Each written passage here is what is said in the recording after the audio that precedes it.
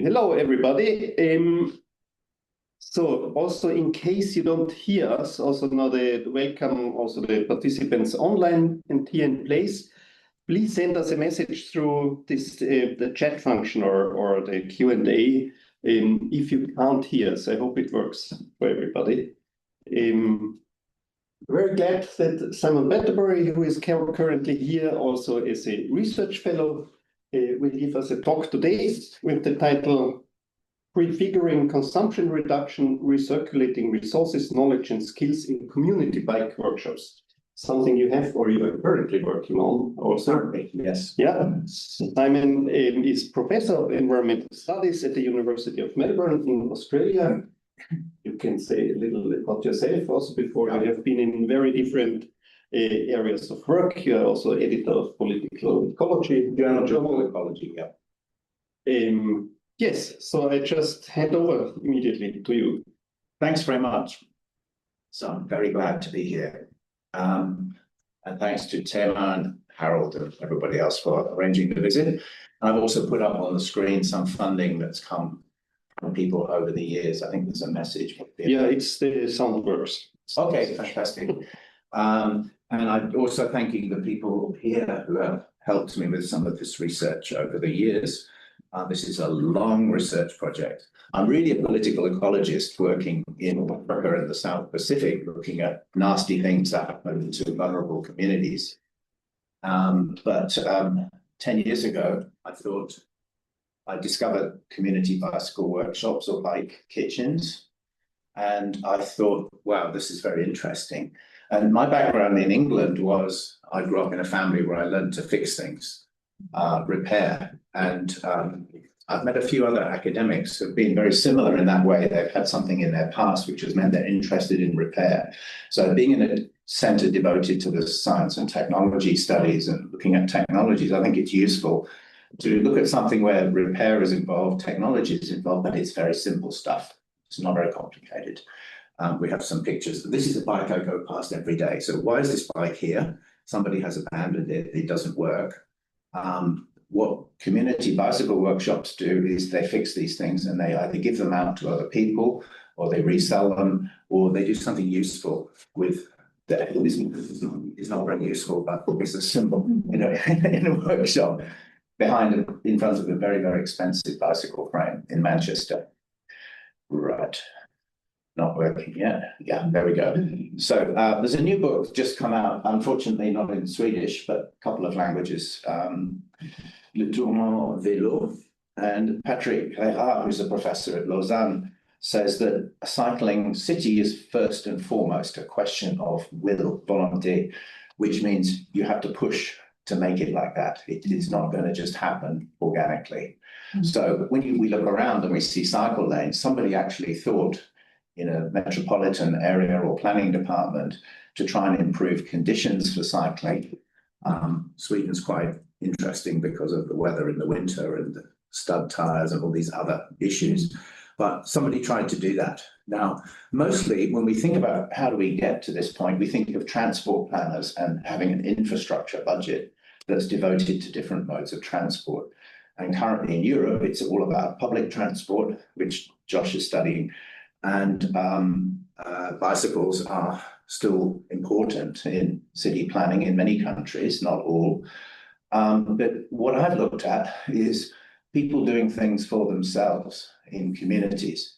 So it's a very bottom-up approach to improving the will necessary to get a cycling city. So it's a very different way of looking at things.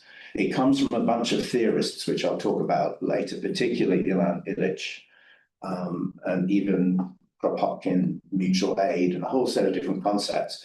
But what community bike shops do is that they're a not-for-profit, community-based organisation formed around the restoration and maintenance of bicycles. And we say formed around, which in English is a very vague language, because they do all sorts of different things. And sometimes you don't actually fix any bicycles, you drink coffee and have a discussion, or you're doing the accounts for the workshop, but bikes are somehow involved. So they're like a thing around which activities are centered.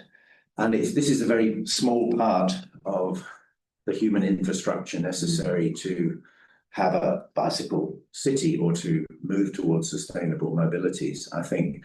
And they really are part, I've been trying to argue with my colleagues that they're part of sustainability transitions, because we kind of left them aside in the 1960s and 70s, and we had the automobile age, and now cities are turning back to these. And COVID was amazing because there was so much need for active travel and getting some exercise, and roads were changed all over Europe, and there's books about this now. So the aim of today is to talk about actually four things, as the fourth one comes up. Can these workshops support active travel and create demand for a cycling city?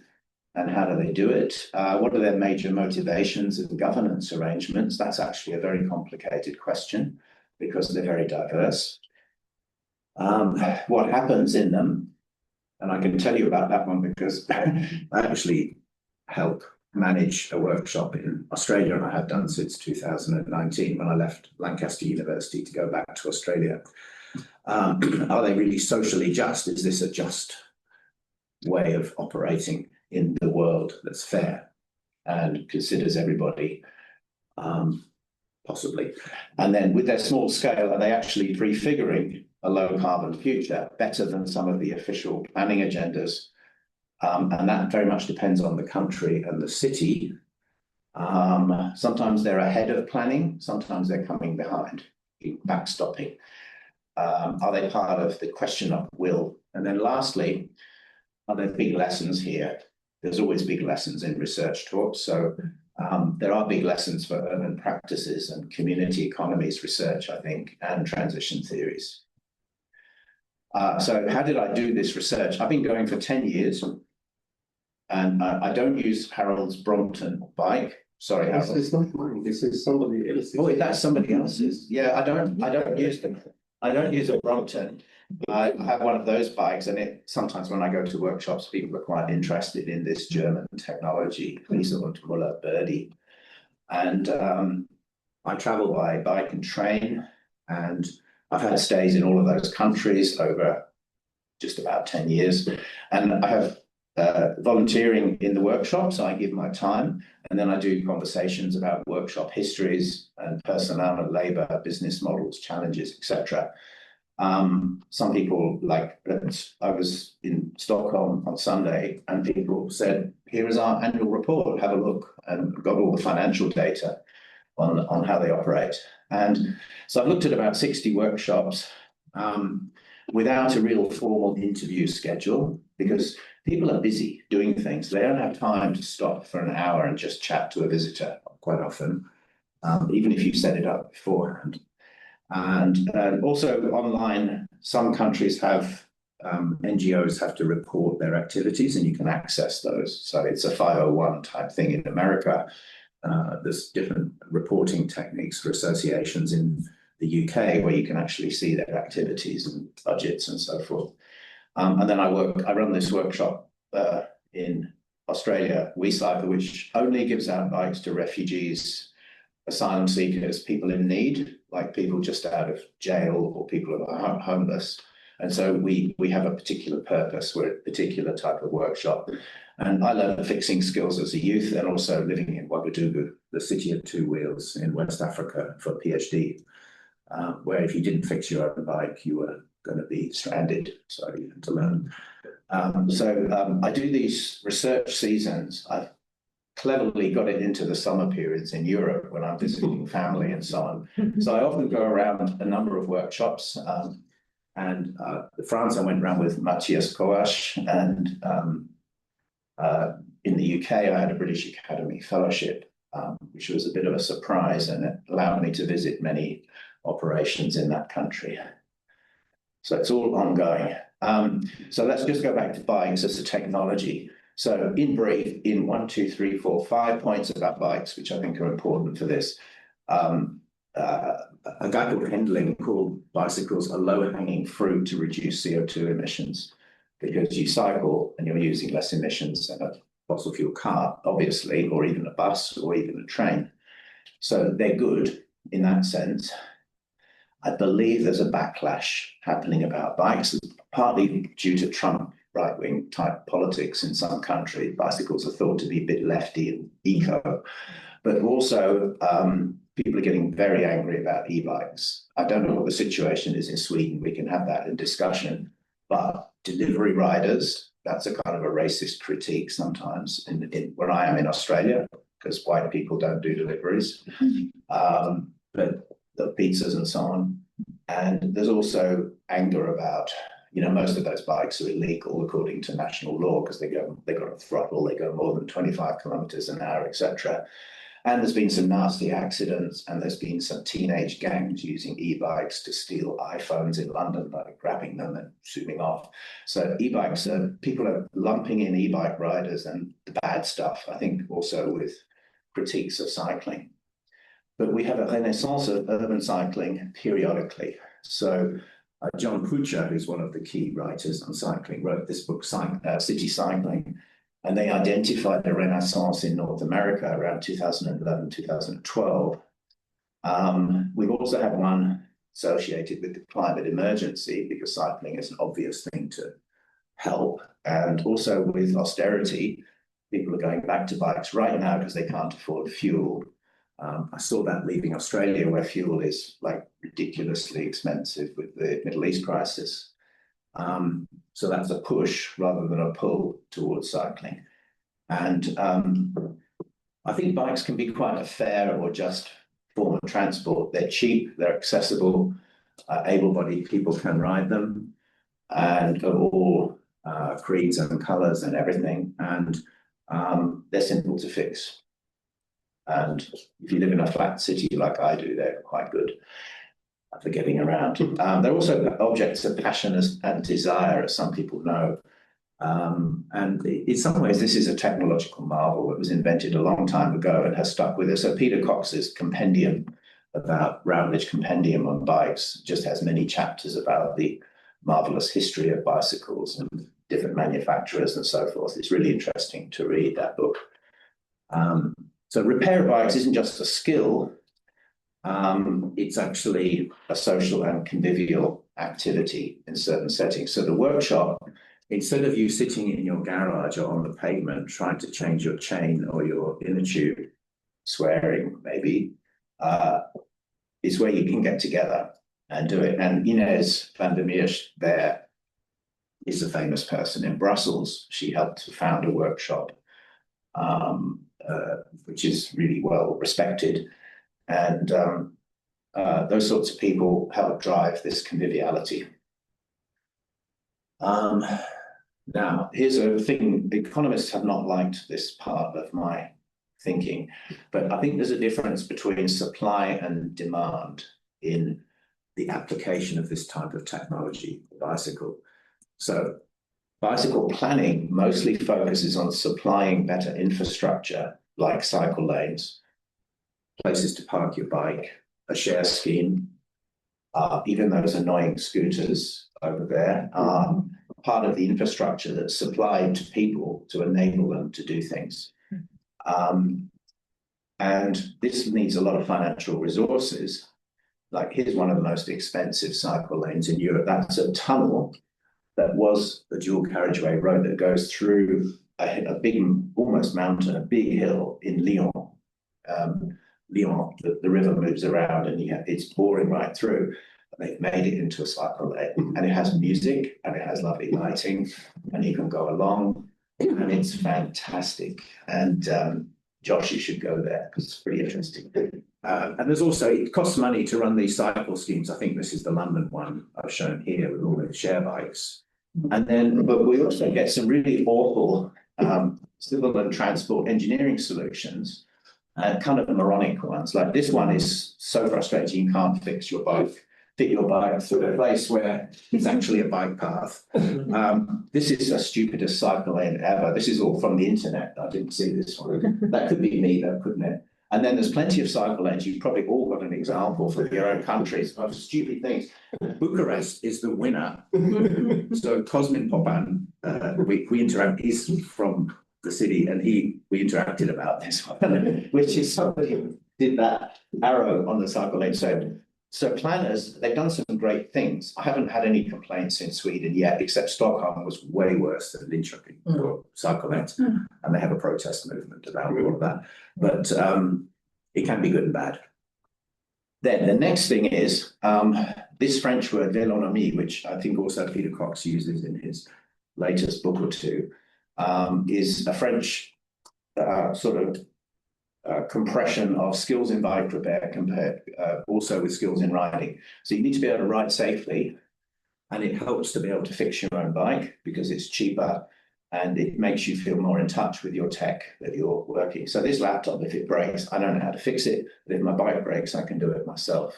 And I think this is important. I know we have bike shops everywhere in the Netherlands, in Denmark, here as well. But the skill in bike repair, I think, is important for reasons I'll explain.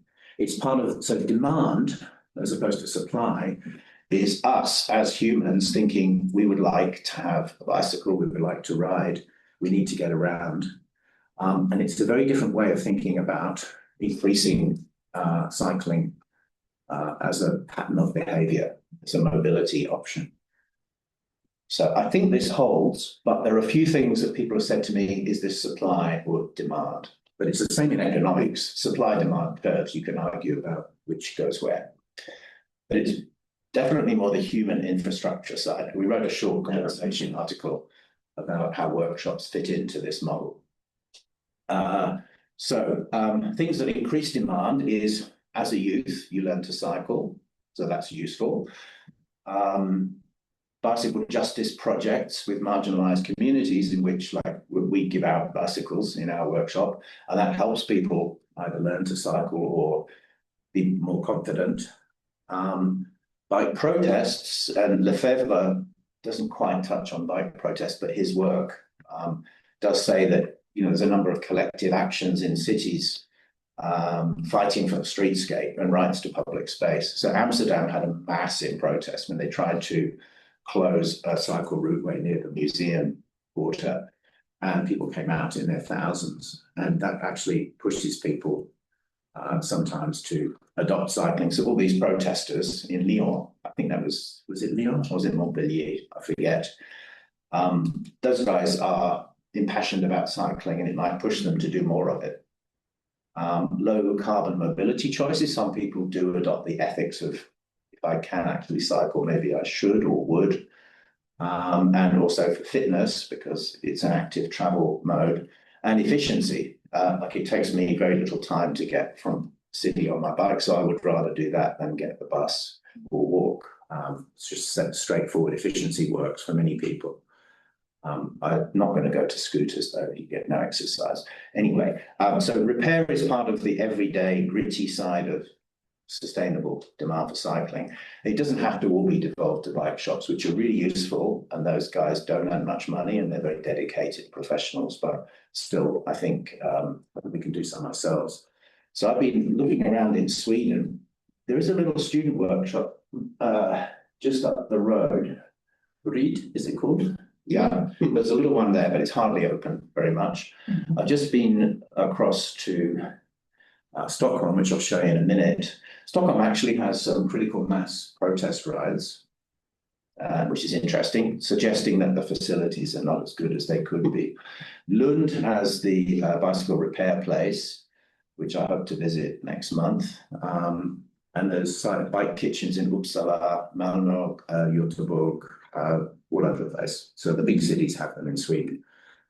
So this is where I was on Sunday, and Sylvia actually showed up to have a look. So the Bagarmossens, which is very far southeast of Stockholm, and you can see the type of premises. It's not looking like it's a really prestigious retail place. It's kind of old, and its cost to the workshop is given there £26,000 or so rent per year, given by the municipality. There's one or two small subsidies that they get for their work, not a lot, and they get money in by having memberships. £100 a year, 350 members, that could grow, and they basically can survive financially in this type of environment because, and this is really critical, they're all volunteers. So people are doing this to help out because they want to, because they have some skills or they would like to join a social activity. And I can't remember what that says, but this one is, we're in Sweden, so it's quite well ordered. Look, the parts are all classified. The wheels are nicely put away. I'll show you some other workshops which are not quite as well ordered. And I was very impressed with this one. It's in quite a far distant suburb, isn't it? It's really at the edge of. Oh, does he go further?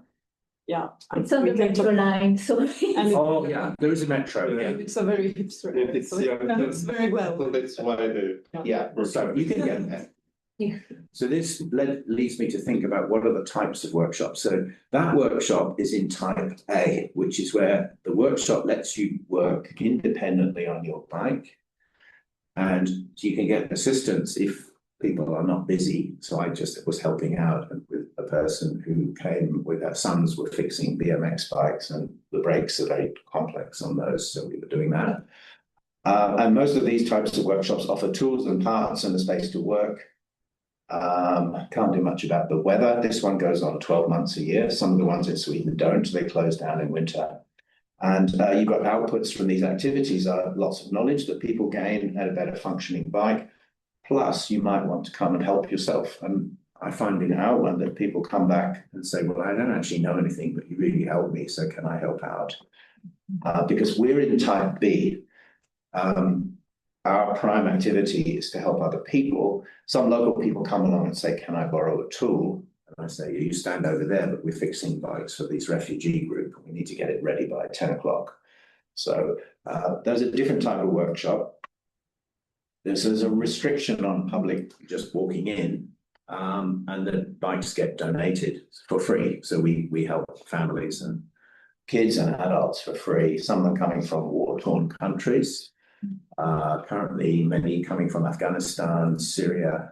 It's dropped off a little bit, but you know, the Middle East crisis will generate more activities for sure. And we have a volunteer who himself was in detention for 8 years, who now decided he's a mechanic by trade, came to Australia on a boat, and he volunteers with us every single week. And then there's a third type, which I'm not really sure should be in this talk, not really a community bike workshop. And that's a big charity that collects bikes and says, please give us your unused bicycles. And they get resold and they're given to a charity, a medical charity or a social care charity. And they're a bit different. And so they generally have paid mechanics who do the work. It's good. Oh, that's our team, by the way. There we are. So these things are across the world, and the size and the volume of them is quite extraordinary. Nobody else has ever really looked at this, but there's some are huge. So that's Recirculating, which is in Newcastle, UK, in the suburb called Biker, which I think is hilarious. And there is a suburb called Biker. It even had a TV series, a drama series for a while, a youth show. And there's a couple of the organisers. And that is a huge building, and it gets very cold in winter, and they have a lot of stock. And so they let you compare type A and B together. So they help certain groups, particularly this is a very poor part of Newcastle, which is a poor city in the north of England. And they also allow you to come along and learn fixing skills. And they have a women's only night as well, which I'll come back to. So over in Austria, the most interesting is Bike Kitchen Vienna, which looks like that, and it's in a squat, and it's crazy in there, and they do welding inside a cellar. And it was like, how do you evacuate the fumes? And then I said, oh, is that a thing we need to think about? I said, yeah, maybe do. I went there with Matthias, and we found that a very good situation, and ours is done outside, so it looks like that. I love, this one is the most elegant, but it's gone now. It's history. That's Lake Coubert in Bordeaux, behind the main station, which has all been redeveloped, or is still being redeveloped. So they've shifted to a more modern building, but they were very careful to organise everything properly. And those guys are very passionate, and they co-locate with a sewing cooperative, recycling fabrics. And they're still doing that. They've had some financial ups and downs with all the moving. The biggest in the world I've discovered is Working Bike Chicago, which they have a piano. They have a piano and a chill out room and a very proper coffee machine. And below that is a vast workshop. It's in the Pilsen. Yeah, it's not the best part of Chicago in terms of place to. Also a very hipster neighborhood. Is it hip now? Yeah. It didn't look very hip when I was there. So, yeah, it was a few years ago. It was a change from looking at Trump Tower, which is where we held the geography meetings, away from Trump Tower. And then Bike Farm is in Portland. So when we had the big financial crash in 2008, these guys cleverly bought a workshop and have installed their facilities in there. And that's the one that has the best rules and regulations. Portland is a very kind of left-wing sort of place in US terms, really nicely functioning. And a famous one in Los Angeles is the Bike Kitchen in Koreatown, Los Angeles.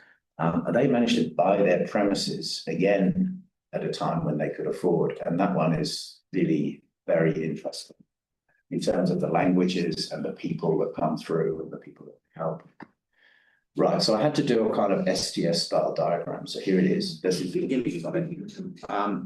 In a workshop, you have, I think, three major things happening. You have the volunteers, or sometimes there's a staff member.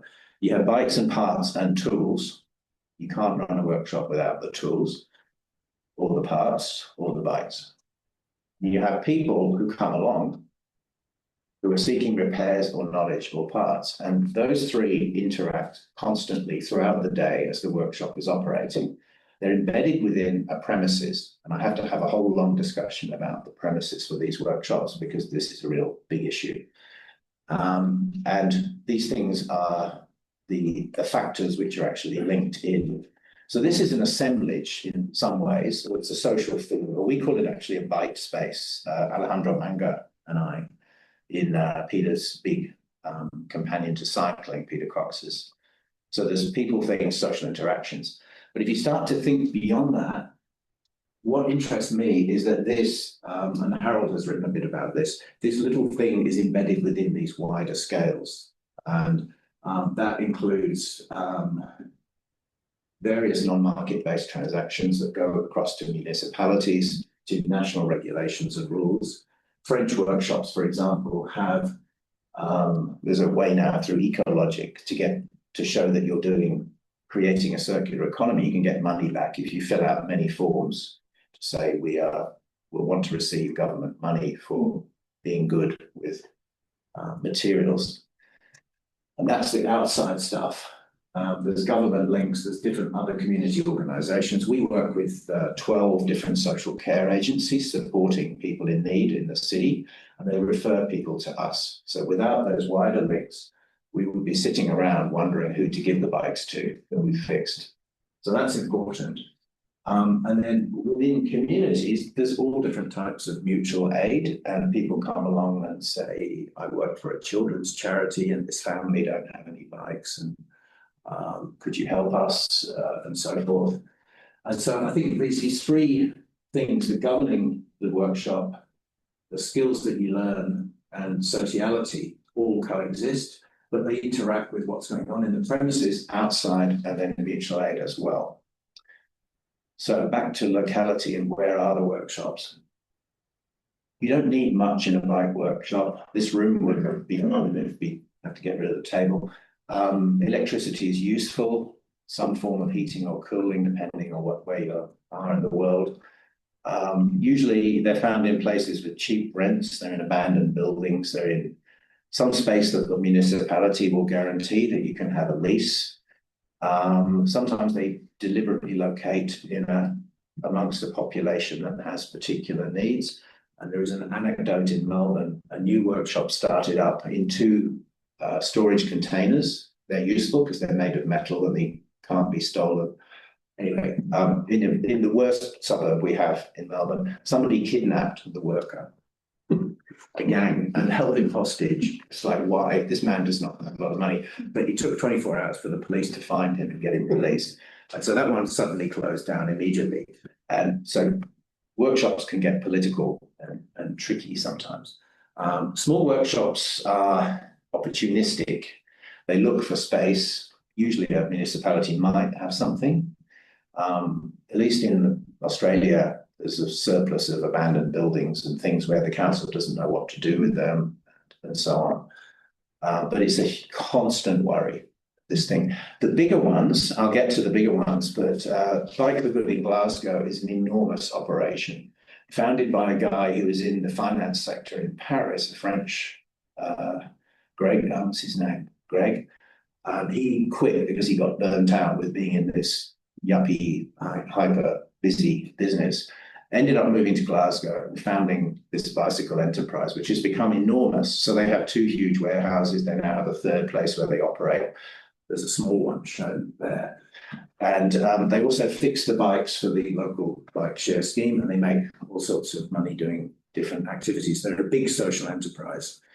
And most common, though, is government or local municipality support. That's what we have. We have that shed you can see in that picture is in a park. It's embedded in a park. The toilets are like 50 meters walk away, but at least we have something. We have no hot water, but we have a little thing that makes hot water, a little thing for making tea and coffee. We have electricity and a couple of fans. And we have a total rent of maybe it's under €1,000 a year for that space. But the council thought, we're a democratic organisation. We have 25 properties around the municipality where we've basically been giving leases to people without a proper democratic approach. So we're going to open up all the leasing people can apply. And so we thought we were going to lose our lease. And we were like, well, what are we going to do? There was an offer of a rather crappy industrial unit far away. So we started a campaign. We did a petition. We got signatures. We went to council meetings. It was very, very stressful. I was quite ill for a lot of the time as well. We finally got a vote where the leasing department of the municipality said, we want to give this to a restaurant. It's by a main road. It's not a great place for a restaurant. But the councils voted for us. They're Greens and Independents mostly, and Labour, left wing. So they voted for us. So now we're safe again. But so we got our list of supporters grew. We don't have 700 people coming through the workshop. So it's an example of mutual aid kicking in the community. Northcote is a very left-wing sort of place. It's north of the city of Melbourne. And I think Liberal Party, the right wing don't even bother fielding candidates for the local elections. So most of the way through, but I'll keep going. There's lots of different ways in which, so aside from premises, which is a constant struggle, then there's different types of organizational dynamics. So in these volunteer workshops, we all kind of believe in working towards people having the skills to fix their bikes and so forth. We generally no paid staff. France is the world centre. I'll show you a map in a minute. 400 to 500 workshops. It's varied between 300 and 500. Some have closed after COVID, the difficult times. Also, France is a very top-down country in terms of governance. So the state is very crucial to everything, and they've withdrawn some subvention subsidies. Something like that, yeah, over time. So that has affected the sector. The Anglophone countries have a long way to go on bicycle workshops. And British austerity is very severe. I was at a workshop in Neukölln, your new lab on democracy and green democracy yesterday, and I had to say, wouldn't it be great if we could have more democratic process in the local government in Sweden? Yes, but most countries, we haven't got the money to do anything. If people decide to spend a budget on low carbon activities, there's no money to do anything. So in Northern England, it's getting terrible. Potholes in the roads, all the stuff that was supported by Europe is, of course, now finished in disadvantaged regions, etc. So walk-in repair workshops of this type are quite rare in the UK. They're very common in France. Because of that central government support, and people have the idea they may be underemployed, they have low salary jobs, they've got extra time. There were some government schemes to train people in bicycle repair. You could get the minimum wage and go along to workshops. UK has nothing like that. So anybody can come along, but there are always rules about good behavior, no harassment, no anger has to be taken elsewhere, not on the premises. We have to be very careful about these things. So there are rules. Many workshops have special sessions for different interest groups where they feel more secure. And then secondly is the workshops with the paid labour and pricing for repairs. So this is the organisational differences, not the original ABC that I had. And some are kind of not-for-profit organisations, and some can move between categories A and B over time, or they can do both. There's some examples of them. Working Bike Chicago is that huge one with the piano. Brussels has a few like this, where you perhaps pay to use the workshop tools, or you have to have a membership, and there's people with salaries who can help you. So they're one level up from the volunteer, small ones. And Bike for Good has, I think, 20 to 30 employees in Glasgow, that big one. Now, so it's a social enterprise model. They retain non-profit status according to the rules of most countries. So it's associations in France and UK, and 501c US. Is that right? 501c, yeah. Social enterprise models. Sometimes there is self-repair as well. And then a small nuance is the ones with the targeted aid and social welfare, like our own one. And the Working Bikes in Chicago does this. It supports local charities and local people in this apparently hipster suburb, which didn't look very hipster to me. But anyway, that's what they do. They don't give out so many free bikes, maybe as some other organisations. And I loved this one in Bath, UK, where my sister lives, which is Julian House, which is a homeless charity. And they spun off a bike workshop, trained some homeless people in bike repair, sold some bikes, made some money, but eventually they got crippled by changes in the superannuation laws in the UK, and they couldn't afford to give people the right pensions post-retirement. The 3 or 4 employees, and they just had to close. So this indicates that these things are not always resilient to broader changes. So these ones are still social bike spaces, and I like to include some of them. Here's an example of one that doesn't really fit, Dr. Cranky's. So Dr. Cranky is a person. He has a real name. That's not his real name. And they give out bikes and do repairs in schools. So they book a time in a primary school. He comes with a whole bunch of bikes. Kids can build them up, learn the skills, and they can take away a bicycle. And he's done some really good evaluations, much better than us. So he's actually done, in the last year or two, 8,000 different activities with people, connected to 11,000 plus kids and adults, and generated lots of extra riders a year. And then he spatially disaggregated all the different schools that the organisation has visited. And this software, which it doesn't say what it is actually really useful for mapping community scale activities. Well, we would have to look it up actually to find out, because I haven't written down what it is. It doesn't say, does it? It's really useful. So you can click on a school and you can add in information. The last thing about all this is the people. Clientele, the people, the volunteers, paid staff and recipients. And this varies massively. So I'm only going to say the volunteers are very wide-ranging in their backgrounds, and they are diverse. They have varying fixing skills, different ethnicities, age, genders, for sure. There is nearly always a single founder, who frankly is often an older white man like me, who thought, let's get a bike workshop going. But then they tend to be absorbed into communities and have greater diversity.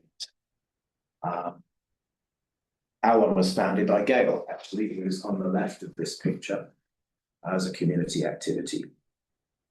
And she's a New Zealand, a Kiwi cyclist. The recipients who come along are generally disadvantaged in the type B workshops. Type A can be anybody from a banker to an unemployed person. And we open up our workshop to somebody with a brain injury who has a disability support worker. So he was formerly a mechanic, and between him and his carer, they're able to fix bikes. And so we have that specific clientele. Means I have to have special insurance and things like that for the workshop. There's no real evidence of gender exclusion of women or unsafe spaces in my studies, but I know this exists. There's a couple of workshops in Paris that were really, really bad, and one got closed down.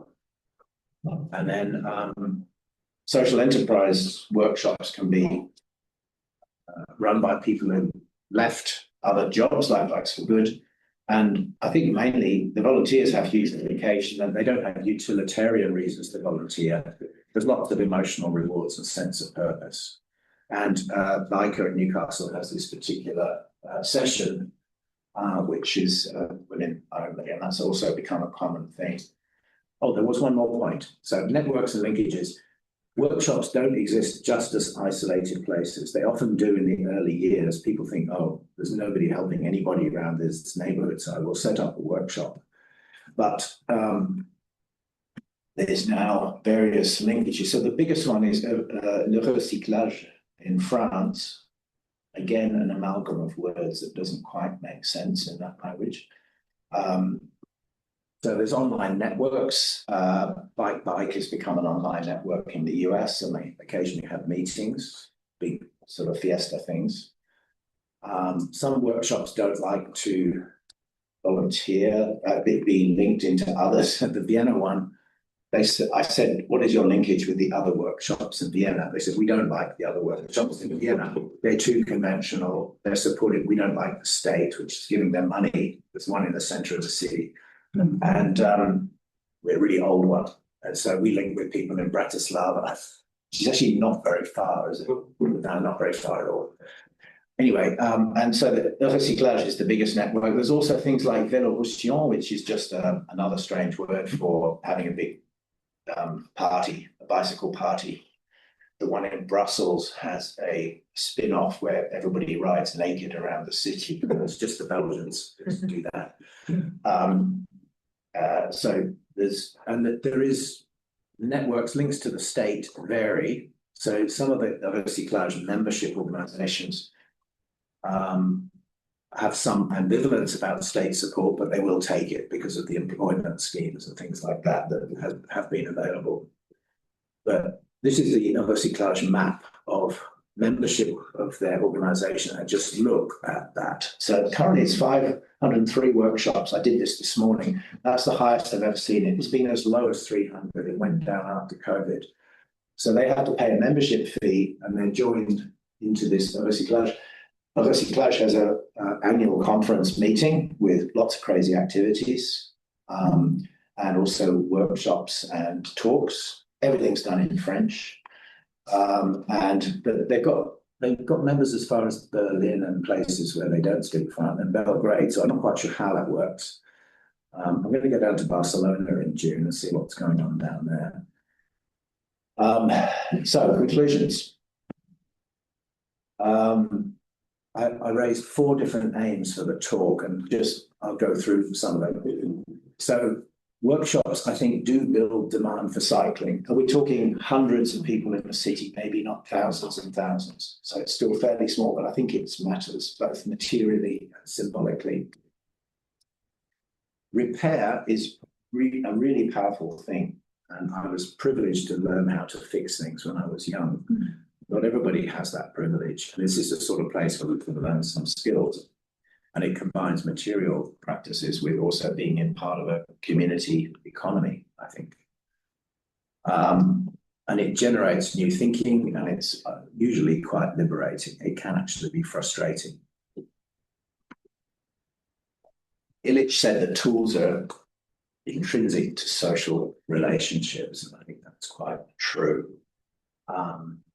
But this idea of praxis, that we do stuff, that we learn something from doing something, which is in one sentence in one of Durkheim's books, and we can learn from practice rather than the other way. Ideology can emerge from practice rather than ideology dictating your practice in religious terms. It's also a matter of will, so it needs supporters and input. So communities and local governments and so on need to keep it all going. Some workshops really is because of this thing where you get workers and then you can't pay them and they're struggling financially. That is a structural problem that's been embedded within the political economy of how community organisations are always at the bottom of the pile for funding for members and so forth. European Declaration on Cycling of a couple of years ago, that does at least mention in one sentence we should support the bicycle service sector across Europe, including social economy entities and the circular use of bicycles, reuse, repair and rental. So at least it's mentioned. I don't think there's any money forthcoming at the European level for any of that. Some municipalities don't like bike workshops. I've experienced this because they don't conform. They're a bit edgy and sometimes a bit chaotic. But I think they still need support for premises. The one that was not the least chaotic was when I was in the former East Germany. And there's these guys who used to work in the East German factories, now retired, long retired. And everything was sehr ordnung. And I thought, this is like a shop where everything is ordered. And you had to book an appointment, you got 20 minutes, and it was house. And I couldn't believe it. But so they're not all chaotic. Yeah. So they like a fashion trend in many ways. They rely often on word of mouth and volunteerism. These guys are really bad at doing websites, for example. They haven't got time. They've all got jobs or they're retired doing other things. And then some that become too successful, I think this is a controversial point, sometimes risk a bit of getting co-opted, like they get their premises or their rules and regulations have to conform to get funding from the local government. This could be a good thing in terms of health and safety. It might be a bad thing in terms of restricting hours of operations or stuff like that. I think our ones are not allowed to have any drinking. And you don't have a workshop where you can't have a beer afterwards in many cultures. So, you know, yeah. Volunteer workshops are also, they're not sustainable without all that situated knowledge of the participants. There's always people who want to pass on knowledge to others. They might lose some of that. So last thing is, these things have really grown. You can see that in France, they're growing in a carbon constrained world, and hopefully they will continue to grow. And we can assist this mobility subculture with that tension with government state operations, perhaps not leaping in too much, but at least supporting from the background. This is prefiguration, in my view, of a political or an environmental future. We are doing today what we would like to see more of in the world. And this is in the time of authoritarian regimes and Trumpism and stuff. This is really important because it's basically saying we don't agree with our politicians or the state, but we're just going to do things locally which matter. And I think that's very important. And I didn't realize how important that was until I went to a meeting in Norway led by Siddharth Sarin last year. And he's a very fast worker, that man. He's already published a book, which you can see open access there, Societal Transitions to Sustainability. And there's a ton of examples from the Horizon 2020 project on people doing exactly this with gardening projects in Eastern Europe with various different types of activist things across the continent. And we just thought, oh, we fit into this. This is Sabrina and Carlos co-authored a chapter with us. And so in terms of prefiguring, workshops definitely assist diverse publics to do things. And it works with austerity, with the awful political conditions that we're in very small ways. And we actually materially give out 250 to 300 bucks a year to people in need. And we're very happy with that. We're not trying to grow. We regard ourselves as partly in the degrowth economy, partly not. We certainly don't want to grow. We don't have the volunteers and the space to do more. So they're doing today what people want to see in the world. So I think they're a small part of prefiguring the future. Thanks. Thank you.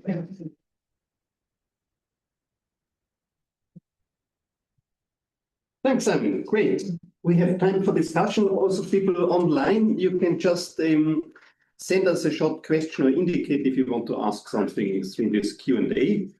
We can also then put you on the microphone.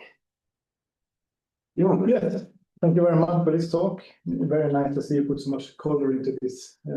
I've done some research in this space, and what struck me was when we contrasted and compared a little bit of different repair communities like textiles and bikes and cell phones and furniture and stuff like that, it's how perfect bicycles are for being a symbol of this. I mean, it's an easy, comparatively easy to demystify technology. It's also not a hybrid object in the sense that it's like many furniture are like made of wood and metal and plastics in the sense they are not made for repair in that sense. So could you expand a little bit maybe on what does this mean for the transition theory and practice? Yeah. More outside of bikes, if there's something else. Sure. Yeah. Well, there's a small blockage with bikes, and it's the tires, because we cannot recycle them very easily. I don't know about Sweden, but in many countries they're put into roads and tennis courts and things but you have to grind them up. So we pay $2 Australian for each tire that we give to the recycling centre, because they have to spend a lot of money to recycle them. So it may be mostly metals and simple things, but there are a few complexities with bicycles. So the way they sit into this broader, I think community economies is a big thing in my discipline in geography. Kathy Gibson and the late Julie Graham wrote a lot about how, these are all types of organizations essentially non-capitalist. We need more of them, and we can link across different domains of activities, as they have many examples in their research of community economy activities everywhere from Australia, Philippines, US in particular is where they worked. And I think that's all valid. And you're right that bikes are a bit special because they're kind of things that we can all stand around with our hands in our pockets looking at a bike, and eventually somebody will know what to do. If you take textiles, it's the person that knows how to use the sewing machine, and they have to learn that skill. And I'm hopeless at that stuff, but it's more of a skill that you have to learn. But so the sewing co-op goes with bike co-op in Bordeaux, for example, in a few other places, because it's all in the same sort of domain. But Sabrina Chakori and I wrote about the linkage to tool libraries. She set one up. She's an academic at UTS in Sydney, but she set one up in Brisbane, which is still going, where you think, right, I need to put new plaster my room. What tools do I need? I'm not going to go to the big shop, it's called Bunnings in Australia, and buy all this stuff, too expensive. I'll just go and borrow it all from the tool library, and they have lovely Makita drills and all the stuff that you need.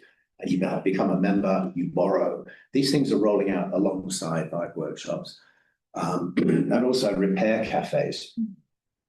They often don't have any coffee repair cafes in my experience, but it's people like me that know how to fix a few objects, go along, and people book in and they say, can you fix my radio or my toaster? Things that in theory you can do. Radios are hard because you have to be soldering and taking little components out and so on. And this is going alongside movements towards lower consumption. I think it's part of it all. So they're kind of linking together a little bit. But I've never been to a meeting or a conference where we all get together. Sometimes the academics write papers. In the whole world, there's about 50 papers about bike workshops in 7 different languages that I've discovered. I have them on my website that I showed on page 1. Yeah. Yeah, just a short follow-up, I think, or it's connected to Johan's questions, at least, because I was just thinking that I agree that is like the characteristic of bikes, maybe, but at the same time, also bikes get more complicated in if we include also now like electric bikes and stuff like that. Mm-hmm. And I just wondered if that is something that you experience when meeting all these bike workshops, how they relate or connect to these new types of bikes, because that also then requires new skills, like and new tools to measure electricity and see about batteries and things like that. And that if that is something that you have. Yeah, well, there's two components of an e-bike. There's the bike and then there's the electrical circuits. And so we fixed the bike parts, like the brake, those things. E-bikes, I think there is a growing idea that we can get professional qualifications or get training in that area. Sweden, I don't know, but we desperately need it because it's one of the things I wanted to look at in this fellowship. Batteries are just sitting around at the end of life, and what are we doing with them? France actually has a recycling facility, but it blew up last year due to lithium batteries, a dodgy lithium battery. And so I have a self-built e-bike, for example, but probably not a thing that most people would want to do. But they're coming in, yes, and across Asia. Because I can imagine that more and more people come in with these problems with them. And then either you go for like trying to fix that as well, or you send them. Yes, there's not so much the reuse of e-bikes and the bricolage of, oh, we'll get the battery off this one, or we'll apply it to the what's it called? The controller is the thing that makes it work. People don't mess around with those too much. And if you have a Bosch, for example, it all has to be Bosch components because they don't work with anything else. In the kind of Bafang Chinese e-bike things, you can mix and match a bit. It's coming in. They're not very complicated, actually. Yeah, but rebuilding motors is a skill which I don't have. Yes, thank you. Yeah, I was curious about like the ideological span that you see in this, because obviously you have this example of the Austrians. Yeah, it's very clear on their perspective. But also you're mentioning like, you know, the practice in itself, it's a bit subversive and so on, right? So, and you've been to so many of these bike kitchens now, so have you seen like different ways this plays out, like in the community, the participants coming there, in the organizers themselves, like, or is everyone a hardcore anarchist? Do you get a lot of people that are not interested at all in this? How does it work as a fertile place? I think it's a reflexive thing. So the presentation, who said presentation of self? Is that Kaufman? The way you present your workshop determines who comes along and who wants to be involved. So if you have a very unwelcoming place, you don't get many participants. The most unwelcoming I had was the very famous San Francisco bike kitchen, where they basically said, "Are you a member?" We said, "No." "Can we ask some questions?" "No." And myself and Ruth Lane were there for about 10 minutes and we just kind of left. If you present yourself like that, you're regarded as an unfriendly community organization. We're quite welcoming, but there's a lot of self-exploitation of labor in bike workshops. So to be nice to people visiting, you have to stop doing something else. I find in a 5-hour session, I never stop. If lucky to stop for a sandwich or something, and I'm diabetic, so I kind of have to, but it's very difficult to do, to juggle 3 people asking you technical things and helping, and then also being pleasant to the visitors. And it goes, people have their own political, I think the majority of workshops, you don't bring your politics into the workshop, actually. With some exceptions in Vienna, maybe, but you leave that at the door, and you have this technical activity, which is kind of non-political in fixing the bike. So you do get all sorts of people. And when I get to know the volunteers, sometimes you discover they will have different histories. Like in Stockholm on Sunday, one guy volunteered that he'd basically come from the Swedish merchant navy. He spent his whole of his life traveling around the world on a ship. And this was a nice activity post-retirement. So he's not bringing politics, he's just bringing his life history, means he's there and he's been contributing, which is fantastic. Yeah. Other people could be the radicals doing critical mass in Stockholm. So, but we didn't know. Sylvia came along because she lives quite close. Okay, who was next? Sylvia. Yeah, actually, I live 5 minutes away from Me too. You know, the hipster, So we're not so far away. We are in just a nice place, nice part of stuff. No, I have a question. So, and I think it's very fascinating to listening to you because you have a lot of stories, and the stories that are really much connected to each and single context. So that is, I think, it's a kind of richness. I don't know if you are kind of, this kind of storytelling. I think it's, I don't know what you do with that, but anyway, by listening to you, it's like really fascinating in this part. But what I was, and it is also connected to this, I was wondering, as you are not interested into this, critical mass things, mostly, but connected maybe, I have the impression that you're much connected also to this really physicality of the premises and the tools and but then of course this can be expanded. In your STS diagram, the STS diagram can be definitely much more complexified and so one question would be. So I don't know if it would be clear, but what does this bikes cafe or kitchen or whatever do? And I think you had this element in the one of your points at the beginning, this prefiguring thing. I don't know if you wanted to go in that direction. So what is the relationship between these realities and also maybe what's more like in terms of infrastructure? Yes, yeah. okay. So that's because it seems that you wanted to go a little bit in that. So are they coming first or are they pushing towards something that is happening? And also because, for example, in Paris, there is not just the car and this bikes cafe, but then there is also this kind of intermediate things that have appeared around the bicycle, like le Vélib, that has been really a kind of has changed so much in the landscape of the city. So well, it sounds like what you're interested in is the supply-demand relationship and how it sits in the framework. It's really so all that stuff that the mayor of Paris has done has come after many of these workshops were founded. So they were grassroots. There's a few famous ones, I think, Cyclage and the 11 and various ones that came before the big effort to increase bicycle use in the city with all the controversial infrastructure where they're closing off cars and stuff. But it's so much nicer near the river and on major roadways.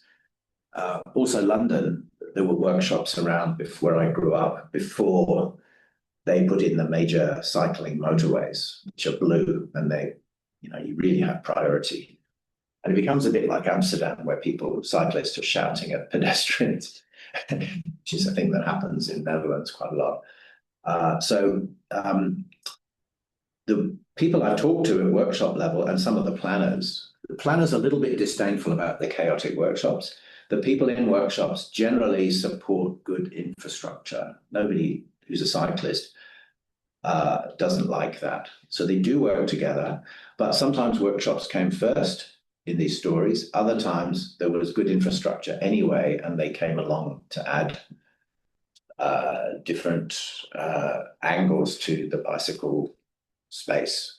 I'm not sure what happened in Stockholm because the cycle routes I went on were not absolutely fantastic, but they presumably have been there quite a long time, maybe longer than the workshop. That one is 10 years old. Was there stuff before 10 years ago? I don't know. Yeah. So infrastructure, supply came before demand-based organizations in that case. In Paris, the workshops, the demand-based ones were there before the infrastructure. And Paris is still incredibly dangerous on a bike. If you cycle from the 19th down into the city, it's horrendous. And nobody respects the rules either, which as you get older, you get more respectful of rules, maybe. I hope the one who's listening in, you might. I was a bit of an anarchist when I was younger on bicycles. So I've partially answered the question, I hope. Good. First, Peter Coates has a question, and then George. Peter, do you want to try to ask directly? I think we should be able to hear you. Yeah. Can you hear me? Yes. Yeah. So it was just that the way that premises circles everything else. If you haven't got the space to do it, it can't be done. And so that ties every workshop into the kind of institutional regulation of space and property ownership. And are there creative ways of getting around that, where you have ownership and use laws that are kind of clearly hostile, and the clampdown on squatting spaces, etc., that we've seen in the UK? Have you found alternatives?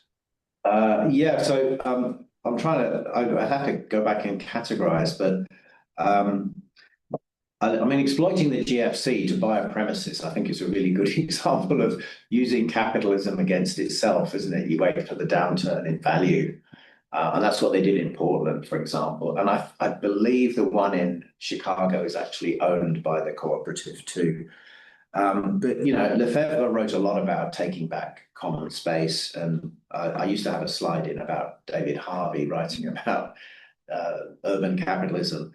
Some people have found ways around. So using containers and dropping them on common space is one way that's happened. But I said, you know, the guy got kidnapped, so that particular one in Melbourne didn't last because they're temporary buildings. You can use the law to say this is a temporary space sometimes in that way. And also abandoned premises, you can usually track down who owns them, and sometimes you can get temporary leases. There's a particular type of lease in Australia for temporary occupation, which can actually go on for years. We have a storage facility, a big garage about the size of this room for the people in this room, which is in the former police station in the suburb of Northcote. And we've just stored bikes there for about 5 years. Nobody's troubled us. The local authority gave us the code to get in. No electricity, actually there is electricity. And that's a liminal space between ownership and common, because the police left and did a new police station. And so we kind of occupy in this space where it's not really clear what's happening. And that's beginning to change with the process I outlined about giving new leases. But that would be an example of, we had political representation, and the local member of parliaments supported us, phoned the council and said, can you give them a space? And somebody said, oh, well, there's this slightly dodgy garage, maybe they could have that.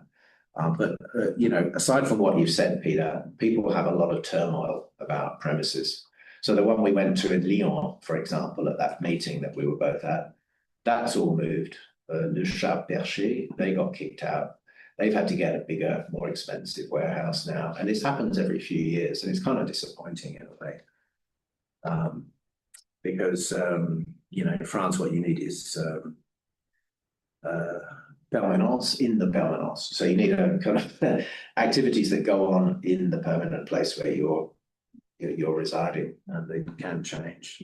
UK, I maybe looked at quite bigger ones, but there's one in Leeds, which is they're about to be kicked out. And I followed up at this presentation to get the right locations for the workshops, and I discovered about 20% of the ones I was looking at had been turfed out for one reason or another and shifted. But when you get to the level of Bike for Good up in Glasgow, you don't get kicked out because you're earning enough money to pay the rent, which is again a bit kind of capitalist, isn't it? It's like big organisations earn more money so they can survive better in the city. But Lefebvre would be very disappointed, I reckon. Do you have just a follow-up on this one, or then or maybe may I just because Mike is having just a follow-up question. Mike, do you want to pose the question directly? Mike?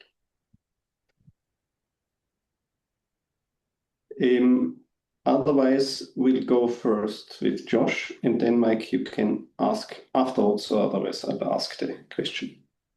Josh. Yeah, so I guess it's kind of related to some of Peter's comments. Have you thought about this at all in terms of gentrification? And thinking specifically about Pilsen, you saying like when you were there, it wasn't this hipster neighborhood, it very much is now, but it was formerly kind of the Mexican part of that part of Chicago. And then I'm thinking about, I lived in a similar neighborhood in Brooklyn in Sunset Park, where local organizations opposed the bike lanes coming down 4th Avenue out of fear that putting bike lanes in the neighborhood would make it a more attractive target for gentrification. So thinking about sort of the fabric of urban capitalism, where do these bike workshops sit as a sort of potential gentrifier? Well, one snarky remark about our discipline, people like Eric Swingerdown and David Harvey never talk about bikes, ever. So there is a rule about this, which is people who cycle often study bicycle-related activities in cities. People who do not cycle almost never write and theorize about that. I took that out of my presentation because it's a bit nasty, but I think they've gone unnoticed by people studying gentrification. Like Neil Smith has nothing in there about in his book, which was actually 1994, Uneven Development, which was about Philadelphia, wasn't it? A lot of it examples. So you're absolutely right. There's these waves of gentrification which occur, and there's a gentrification front, and it rolls out. Where I'm from in London is still beyond gentrification, but you go into East End of London and it's very much so. And you can look at the bike types. When you see a fixie with a fixed rear wheel, you know you're in gentrification territory. Now, the question is, though, controversially, Josh, is gentrification such an appalling thing in somewhere like a North American city, which is entirely driven by waves of capital? If you've got some areas where they actually might improve services a bit, and you've got slightly greater rates income for local councils. Because there's some utterly miserable parts of cities where there isn't any gentrification, there is no money, and things are really grim. I think it seems to revolve more around housing markets. If people are getting pushed out of rentals, in particular, I think a workshop it's part of a broader process. I don't think it's driving anything, really. I think those people resisting bike lanes are perhaps a bit too pessimistic. Yeah, I mean, you can reply because you know the US better than me, but that's where the debates always are.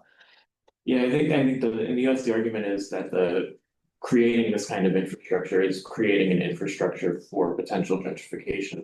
Yeah. Right. And that with that, particularly in the United States, where we don't have very strong housing laws, that does lead to displacement through the sort of market increase in rents. Yeah, like we don't have any kind of rent stabilization. We don't have any kind of rent control. We don't have any kind of rent protections. Especially like in Pittsburgh, where I live, there are no rent protections. Yeah, you have no rights as a renter. And so when you add these things in, it makes it so that people are willing to pay more to be near these. Yeah. But I think there has been a bit of literature about New York, which I can't quite remember who wrote about this, but the gentrification of Harlem. I lived in New York when Harlem was like a burning suburb, and it was the crack epidemic, and it was really bad. And then it got gentrified to a certain extent because they got rid of a bunch of old buildings, they built new things. There's that area around 125th with Columbia that kind of grew. And also they put in a nice bike lane down the west side of Manhattan, I think, which zooms people into the finance district. And but I don't think bike lane was doing a lot. I think it was probably the big process of gentrification probably drove things from the high numbered streets, whatever you call those, in the north of Manhattan. Yeah. Mike, do you want to make one more attempt? Because basically you should be able to talk. but we don't hear you. Okay, I mean, it's on the screen here too. It's basically your personal account also on working in a bike shop, and we can have a look. It's somebody who they moved to using they closed, did pop-up workshops. Needed to take tools with us. Yeah, there are pop-up workshops where people move around. Actually, I've never worked in one because I don't feel very strong at the moment to be pulling a trailer with lots of tools around. But custom-made trailers, yes, 50% is the actual people walked in. The other 50% was repurposing donated bikes and parts into usable bikes, which were then donated to people who needed a bike, which is absolutely fascinating. And yes, people like me that are not in social work type of jobs, we don't really know if people are desperate for a bike. I suppose we bring our judgments and presumptions with us, and that can be a little bit tricky. Because we don't have somebody who's really, one person is really more in need than another person. And yeah, but it's a good set of activities there to do that. Yeah. Great. Karen. Yeah, I just had, I thought it was interesting what you said about the relationship between these workshops and different types of like more official authorities and the state and municipalities and so on.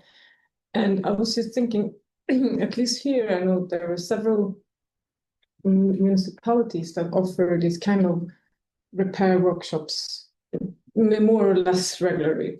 For instance, once in the spring before like the cycling period starts, and maybe one in the autumn before like trying to promote one winter cycling, that kind of thing, but often also more often. So go through you. I just wonder if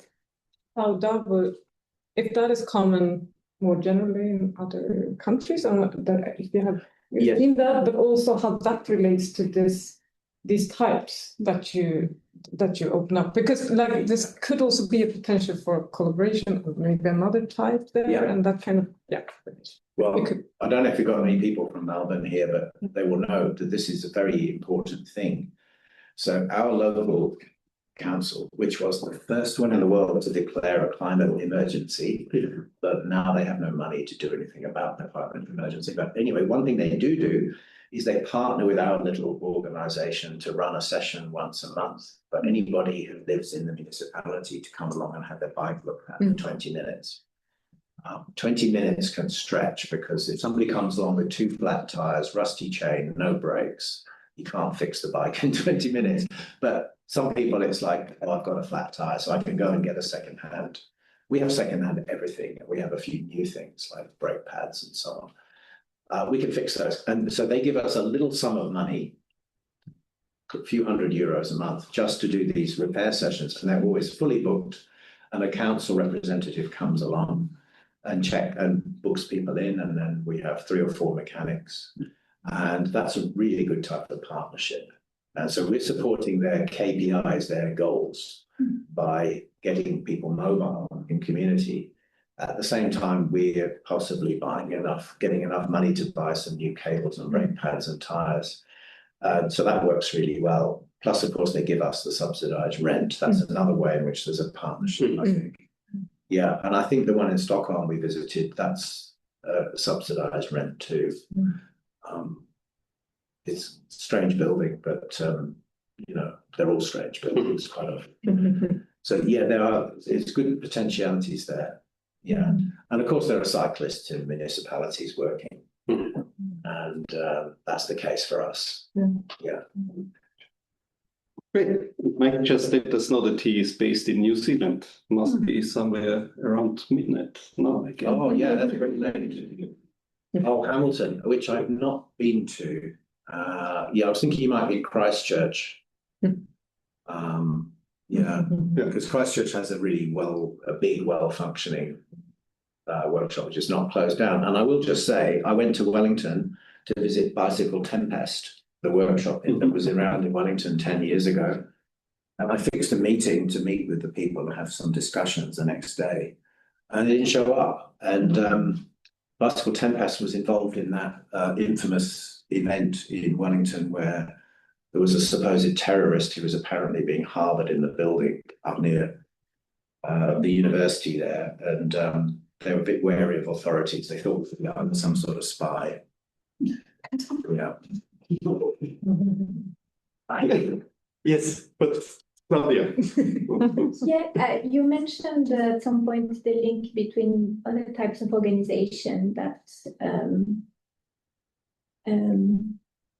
point to some people that might have specific needs regarding biking and so on. So I was wondering if there is also the reverse movement or connection happening, that through the bike shops there is a way to redirect people with some service or some need to other organizations that work on other aspects of everyday life. Yeah. Yeah, so just from personal experience, so we have the Asylum Seeker Resources Centre, which is actually set up by a former student of mine in Melbourne. People make their way to Melbourne from dangerous countries, as I said, particularly Iran at the moment, and they're looking for support. And we're on a list of people who are prepared to assist those families that come, or single people. And sometimes we can help, sometimes we can't. And there's about 4 or 5 major agencies that do this type of work. And so sometimes we've had their representatives visit. I don't think I've ever been to the social NGOs which support the new arrivals. But Australia has a pretty vicious immigration system. It's way worse than here in terms of the way people are dealt with. And it's very important to keep that going. To assist people. So we just one of a number of organizations that can help. So classically, a family would be welcomed. Somebody speaking Farsi or Arabic would welcome them. And they'd find temporary housing. Sometimes these organizations rent properties in very distant suburbs where it's cheaper to give them somewhere to live. And then they say, here's what we can do with helping with medical care, with lawyers for immigration papers, all of these things, and we're just on that long list. And so families will sometimes come and pick up their bicycles because we do have public transport. Other times we used to do a lot of delivering in vehicles, and I got very tired doing that. So did some of the other members of the workshop. And a second workshop in Melbourne has taken up a lot of the demand doing that work, in fact, of delivering and producing another 250 bikes for people. But I will say, it leads me on to another point. There is such a stock of bicycles in most cities, and they're sitting in garages and in the street, like the one in Vala, and they're just around. And if we're going to have a circular economy, we can at least find out what is not being moved around. And bikes is one thing. There's a lot of things you can do. Yeah, but yeah, a bunch of social care agencies, and we work with quite a few. And I've heard that since some other workshops in different countries. I mean, I have a question related to that, but if you look at this whole kind of ecosystem of bicycle reuse and repair and everything, then all these small bike shops, from people with migration background who do repairs and, often at the same time mobile phone repair and stuff, which is also almost looks like an informal sector. So this looks for me a bit like a blind spot. You look at the professional part, and then there's community developments, but there's also a kind of, isn't it also some kind of community thing? In the sense it's in the neighborhoods, it's people getting into the society there also by having some, and also what you said, so these are at least an object also where you can have some competence even without formal training. So if you go there, you never know whether they actually will do the right thing. It's a funny thing which I have not read about. I think I have to spend more time in Europe to have the time to look at those sectors. But I mean, Netherlands, here, they're all over the place. You just go over there. There's a shop on the main road. And where did you get your one? In the city? Yeah, at Wallace, it's a shop in the Wallace, yeah. center. There's two entry points there. One is to look at migrant resettlement and incorporation into societies, which is a whole field in sociology and social care and so forth, social studies. And that one, they do look at those issues, like how do people find a job? How do they establish work? The bike people, I don't think there's much research on those. I think the Dutch just assume that those things exist, but whether they've been studied, I've not found any articles in the languages I can understand. There might be, because that's a huge thing in Amsterdam, where you have these tiny little spaces for fixing bikes. I have lived in Copenhagen, and in Copenhagen, you don't have conventional bike workshops. There's one or two in Amsterdam near the Free University, but in Copenhagen, a big cycling city, you generally take your bike to a shop like that to get fixed. And so it's a research area that I don't have time for. It'd be good collaboration.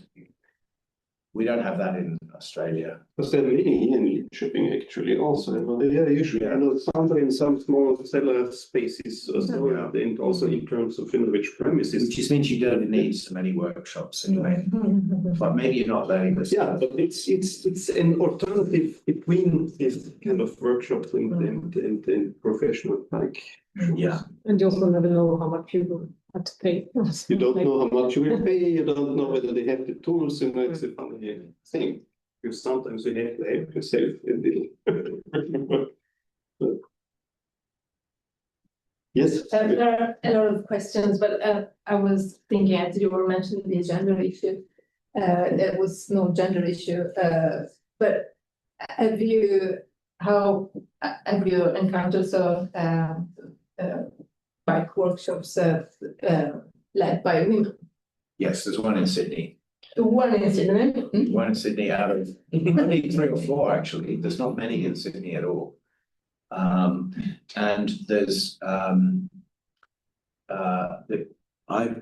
there was one survey in France about women's participation in bike workshops, which is on my little webpage. I think they counted something like 25% of the visitors were women. You know, I think that's it's understandable. The idea of the safe space, which is we kind of patrol all the time, is one factor that might discourage people. And it's also, you know, traditionally you might think bike repair is a male-dominated profession. It's not exclusively at all in today's world. In societies like Australia, we have women on our board. We are founded by a woman. Our secretary is Jackie, who, you know, but sometimes these women will take different roles, like they'll do an administrative task or they'll do stuff that doesn't involve dexing a 12-speed mountain bike or something. There's a little bit of that goes on. But a lot of it is also very patriarchal behavior is very easy to slip into, I think. And there is a workshop, one of the Paris ones. If they're assisting a customer, they do not intervene. They say, you have to do this job yourself, you should learn. And there's one where they actually tie the hands, the volunteers tie their hands behind their back so they can't interfere. And I think people are a little bit apprehensive about learning quite like that, because there's nobody, you know, rushing in and overtaking what they're trying to do. So you get your sense of achievement and learning. I haven't heard that everywhere. And I think what I do is I stay away from the person who's learning for maybe 15, 20 minutes. But if they say, look, I really can't do this, then I might come in and do up the bolt or tighten the cable or something like that. I just don't know how it goes in this country. We would have to find out. But so in a way, you are saying that it's kind of reproducing stereotypes. Yeah, we all come in with our biases and stereotypes, and the idea is not to reproduce them. And yeah, I've seen, I mean, the one in Brussels, for example, that I've on Cyclage, they're trying to mix Flemish and French. That one was founded by Inez and her colleagues, and you really don't see a gender distinction there. Others you do. some of the French ones actually a little bit more patriarchal in the way they operate. Yeah. Great. Any further questions? There was one from Peter, right? Peter says, yeah. I think I answered Peter's. Oh, okay. I answered Peter's question with your one. Yes. But excellent. Thanks so much, Simon. Thanks everybody for the discussion and contributions. Thank you. Great. Fantastic to be here. Thank you. So I'm around till the end of May, and on the 7th, I'm giving a workshop on how to publish your first paper. I was hoping for how to repair you.